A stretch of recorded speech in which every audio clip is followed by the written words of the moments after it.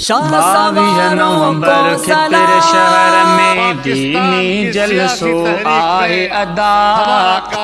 22 नवंबर खितर शहर में दीनी जलसो आहे अदा।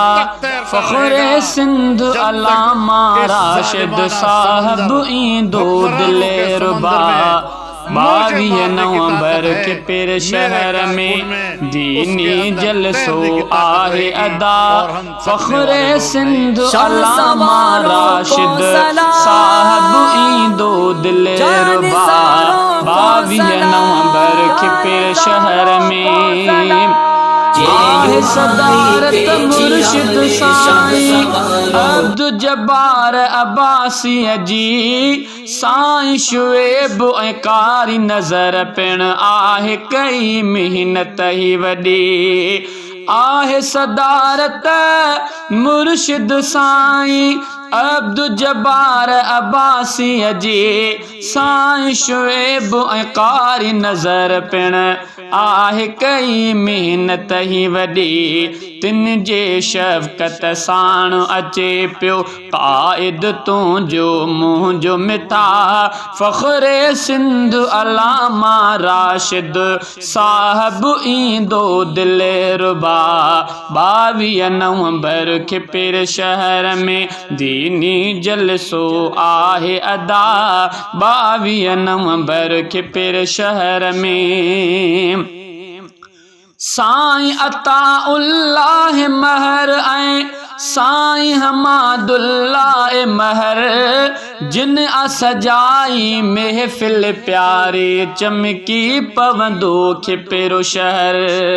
साईं अताउल्लाह महर ऐं साईं हमादुल्लाह महर जिन सजाई महफ़िल प्यारे चमकी पवंदो खिपिरो शहर। शींहं जियां गज गोड़ कंदो जिते इब्ने ख़ालिद सुहिणो सदा।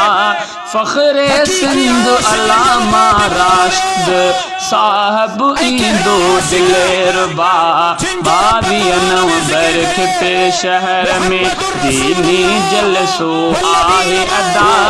22 नवंबर खितर शहर में ईंदा शहर सिजावल खां पिण आलिम बुज़ुर्ग फैज़ ॾियण।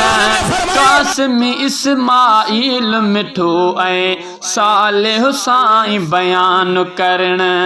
ईंदा शहर सिजावल खां पिण आलिम बुज़ुर्ग फैज़ ॾियण। कासिमी इस्माइल मिठो ऐं सालिह साईं बयान करण। रूह खे राहत मिलंदे ॾाढी माणींदे दिलड़ी ही मज़ा। फ़ख्रे सिंध अल्लामा राशिद साहब ईंदो दिले रुबा। 22 नवंबर खितर शहर में दीनी जलसो आहे अदा। 22 नवंबर खितर शहर में मुफ्ती अहमद राजड़ भी हिते जलसे जो शान थियो। अमीर ज़िले सांघड़ जो बि मेंगल आ मेहमान थियो। मुफ्ती अहमद राजड़ भी हिते जलसे जो आशान थियो। अमीर ज़िले सांघड़ जो बि मेंगल आ मेहमान थियो। हाफ़िज़ आलिम ईंदा रौनक महफ़िल खे बख़्शींदो ख़ुदा। फ़ख्रे सिंध अल्लामा राशिद साहब ईंदो दिले रुबा। 22 नवंबर खितर शहर में दीनी जलसो आहे अदा। 22 नवंबर खितर शहर में जमियत जा थियो त्यार जियालो खिपर शहर ॾे हलणो आ।